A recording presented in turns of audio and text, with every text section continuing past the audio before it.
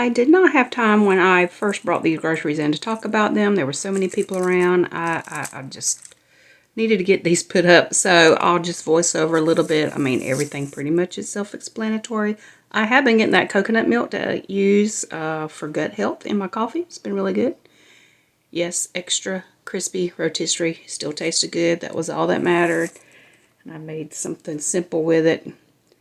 And I do want to say I did buy some lettuce in this grocery haul, and I took my lettuce and I gave it a vinegar water bath to hopefully avoid any kind of poop bombs that's been going around, and we have not had any problems. Thank you, Jesus. And so this is just a bi-weekly grocery haul that I did. It was right at $300, just a little bit less than that.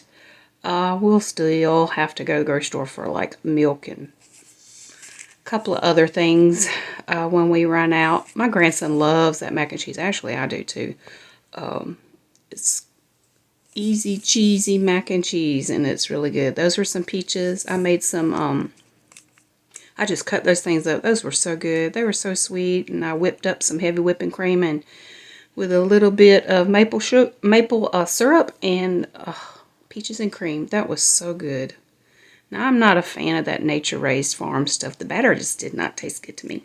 But my daughter likes to eat it. And the hummus there, that doesn't last long at our house. We love to eat that with some chips. There's my lettuce there that I gave a bath with.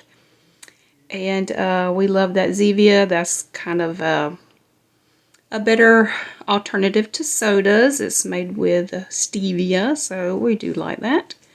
I always got to have some paper plates and some paper bowls because I don't like to load that dishwasher very much. But there's my grocery haul, and here I'm going to be putting the things up some. So while y'all watch me do that, I just want to say my name is Melanie, and welcome if you're new. I've gotten some new subscribers, and I am so glad that you are a part of my little family here. And if you have noticed, I did change the name of my channel a little bit. Instead of Stray Cow Farm, it is now Stray Cow Farm House. When I first started my channel, I meant to do more farming kind of stuff, and I've done some of that. I've got chickens and goats, and we don't eat them or anything like that. They are pets. We get the eggs from the chickens and love it. And I did not have a garden this year, but I do like to do some canning and preserving of food. But I'm going to be starting a new job soon that I'm excited about. So I'm not really sure how much farm stuff I'm going to be able to show y'all. So I just changed it to farmhouse. And plus I have wondered if people thought Stray Cow Farm was more of a big farm thing. And so anyways, so it's just farmhouse. It's just me and my housekeeping, homemaking, and I love to keep a house in order. Don't always have time for it, and when it gets out of hand, I am really stressed out. But I do love this stocking up my pantry and having everything with my little labels on there.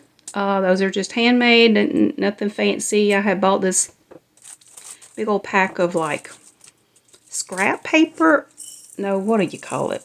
It's like a book of fancy papers that you can use in crafting projects is what it was. So I just cut up papers or do a little hole punch thing. That's a big hole punch and I just make my own labels. It's very economical. I love those cookies. Oh, peanut butter and chocolate is the best thing in the world. So I'm just putting all of this up. So yeah, I am Stray Cow Farmhouse now. I hope I remember that when I say welcome and not do Stray Cow Farm. But I'm excited about my new job coming on, and it's part-time, it's not full-time, so I'll still be able to do my videos. But I also wanted to share that I have been washing my laundry with that homemade DIY fabric softener, and I have to say, it did not soften it the way I had hoped. Because if you've ever line-dried clothes, you know that they are so stiff. They are so stiff. I got so tired of having such dry cardboard looking feeling towels that felt like they had two stiff legs. They could walk off on their own, but they were not comfortable. When you get out of a shower and you want to wrap up in a towel, those hand-dried ones, I mean those, you know, outside dried ones, they're not very comforting. I'm just saying, until, you know, you get to dry it off some and get a little bit of moisture in there, and then they're more pliable. But I do have to say that they do make very good back scratchers when I'm drying my back, and I love me a back scratch. But so it didn't help really as much with line drying clothes, but it is a very more organic way to add a little softness. I did notice a little bit of softness though in my clothes when I took them out of the washing machine and were folding them. There was a little bit of a difference, but you know, not drastic by any means. But it did add that extra scent of the essential oils, and I really did like that. Alrighty, it's supper time again, and I am going to cook some salmon steaks, coho salmon. This Walmart brand. I already threw away the packages, but I have them thawing out. They were still not quite thawed out from being on the counter, and I just put some really warm water in there and just let them sit.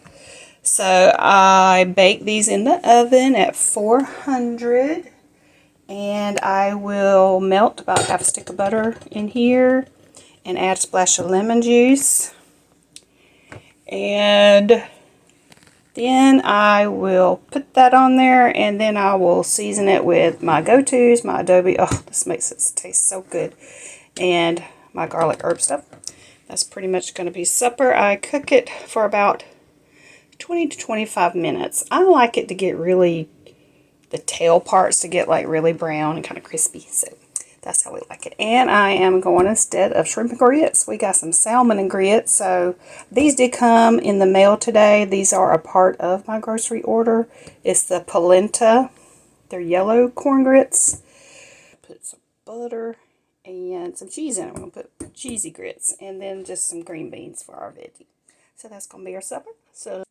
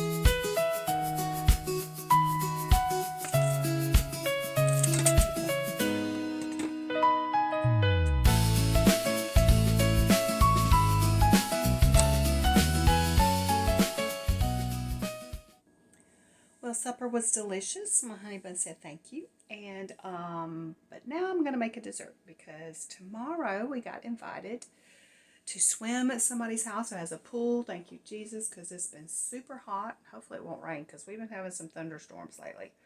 But I'm gonna bring a little sweet to share, and this is what I'm gonna make.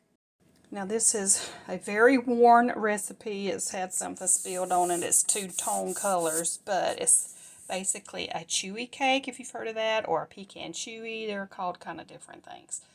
And it's very simple. It's just a whole box or 16 ounces of brown sugar, 3 eggs, a stick of margarine. I like to have mine at least room temperature before I do this. 2 cups of self-rising flour, a teaspoon of vanilla, and a cup of chopped nuts. And when I do put nuts in it, and I don't always, I make sure they are really ground up because some people don't like chunky nuts. So, also the problem is I don't really buy self-rising flour anymore. I buy this gluten-free flour. It's that Bob's Red Mill kind of stuff. So I had to look up a recipe that has, you know, the other stuff you add to flour. So I found one and I just wrote it down here. I need to add a tablespoon of baking powder and a teaspoon of salt to make this rise. So basically you're just going to cream your sugar and your margarine together, your brown sugar margarine, and then you're going to add an egg one at a time. And then you're going to add your flour and your vanilla, and I slowly add my flour because I use my mixer and that thing will produce a big cloud of dust and I'm going to get all choked up. So I do it slowly. And so then you add your nuts last. So, and then you pour it into a greased and floured pan though, and bake it at 325 for 40 minutes. And this was by an elderly lady who is no longer with us named Evelyn Pritchett from our local hometown. And so I'm going to make this up, and it is so good.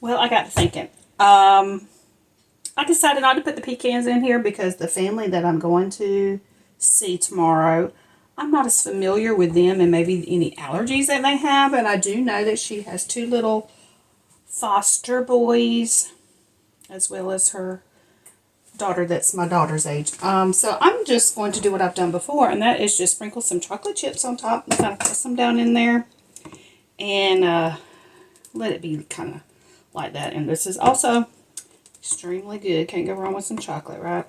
So I'm just going to sprinkle some of these on here and do it like this. Now this is fresh out of the oven, and I normally let it cool and it sets up really well, like, and cuts up like a brownie, but I couldn't wait, so it's a little bit falling apart, but oh my gosh, I had to taste test it and it was so good. Well, I'm so glad if you have stayed to the end to listen to the Word of God. I hope you can see me. My light has been broke. It got knocked over one too many times. But I do have a new one coming in, so it'll come in soon. But I wanted to share you some scripture that has really blessed me lately. This is in the book of John, chapter 16, and verse 33. It says, red letters here, this is Jesus, I have said these things to you that in me you may have peace. In the world you will have tribulation, but take heart, I have overcome the world. And we've been talking about this too, how you do count the cost of being a Christian. You know, once you get saved, come to God, it's not like everything is rosy-posy for the rest of your life. Everybody who lives in this world is going to go through tests and trials. This is just, our world is contaminated by sin and we live with it.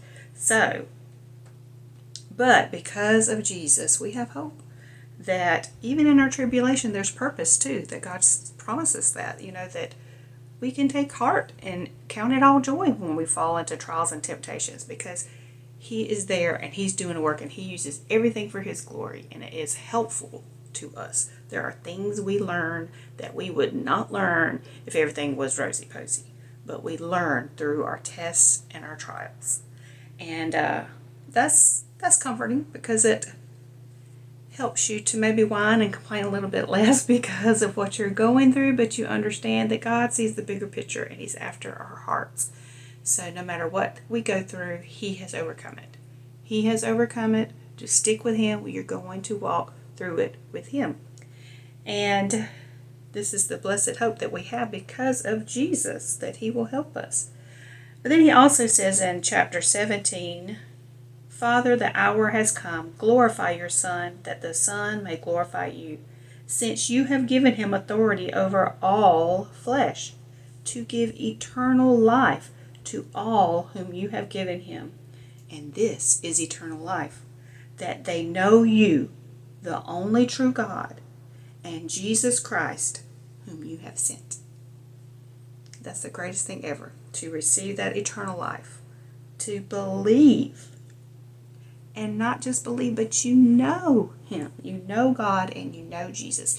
Even Satan knows that Jesus, you know, is who He says He is. But he can't put his faith in Him. He can't trust Him. He can't do that. He had his chance when He was in heaven. But because of Jesus, we can know God. Not just know about Him, but know God. And that is the greatest thing in the whole wide world. So if you do not know Him, I pray that you will seek Him. Pray that you will find somebody to talk to about this. Message me on the email. I don't care. I would love to tell you more or give you more information about it. But I just wanted to encourage you with that and say I love you and Jesus loves you, and God bless.